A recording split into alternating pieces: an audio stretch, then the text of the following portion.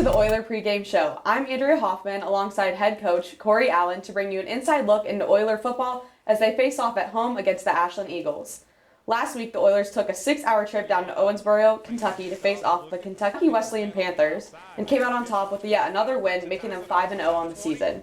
Coach, you're about halfway through the season, and so far you haven't taken a loss yet. But you're always talking about improving each week and each practice. Can you talk about how this expectation of improving has gotten to this point in the season right now?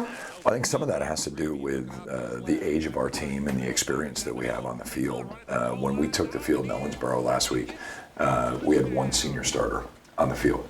And so when you're dealing with a group that is continuing to grow together, I don't think you have to talk about it a bunch. I think it's understood that each week we need to continue to improve, fix our flaws to get ourselves ready for the next fight.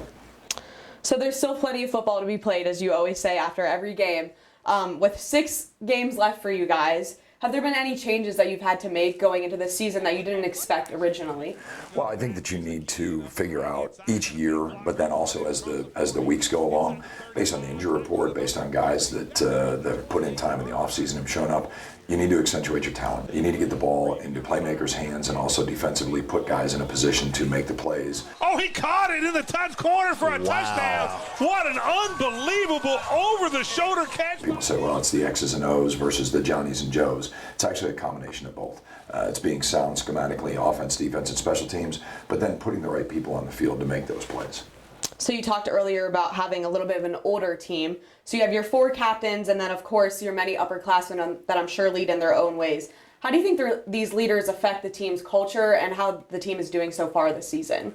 Well, I think having captains and the one thing that we talk about is leadership is action, not position. And so I think certainly the position of being a captain, those guys, Sam Wyrau, Johnny Harris, Joseph Carter, Jaden Farmer, they've all done an outstanding job, and they've had to do it from interesting perspectives. You know, they haven't been on the field every single week due to injuries and different things like that. So I think that challenges them in a good way to find different ways to affect the team positively.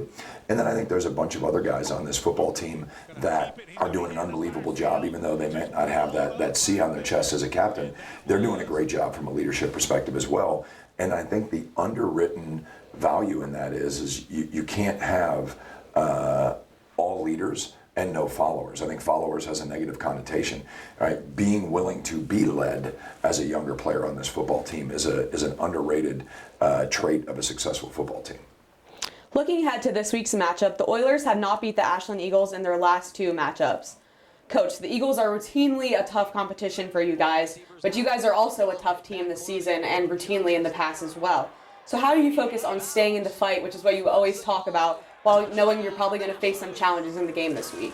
Well, I think the first thing, and we talked about it early in the week, is to acknowledge that we talk about staying in the fight all the time, but some fights are bigger than others. You know, there's the undercard and then there's the main event. And I think you need to acknowledge that and then move on. Because at the end of the day, it still is a fight. It doesn't matter how big the arena is, how bright the lights are. It's still about staying in the fight and doing what it is that we need to do. Look, this is the oldest rivalry in Division II football in the state of Ohio.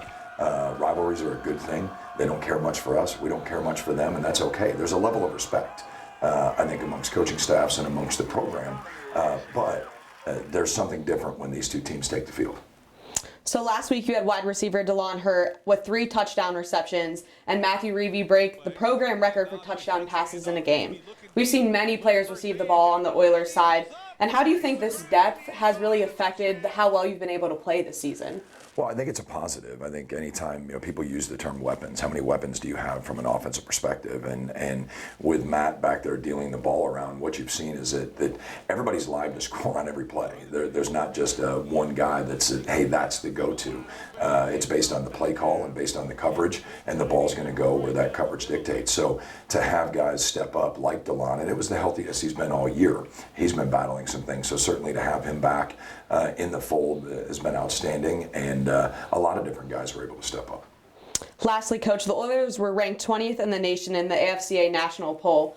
At the beginning of the season, you talked with Tim Montgomery about how rankings don't mean that much to you and how it's about improving each game. So can you talk about how you remind players to improve each day and not focus on these rankings? Well, I think based on the way our practice schedule is set up and the way we go about our business, I don't think there's much time for talk about what the outside world thinks. I don't think whether you're finding success or you're suffering through tough times in a program that you really can focus much on what the outside thinks about what we're doing on the inside. He made the catch on Palmer's back. That was unbelievable. I mean, the ball was on Gerald Palmer's back, and the receiver had it secured. I think it's important for us just to work through our process. And again, I know that comes off as coach speak, but Thursday is not Saturday. What we need to focus on is doing our job on Monday, Tuesday, Wednesday, Thursday, Friday, which gives us the opportunity to fight on Saturday. Thank you, Coach, and go Oilers. Go Oilers. This has been this week's Oiler pregame show. You can catch all things Oiler football here on the Great Midwest Digital Network and UFTV.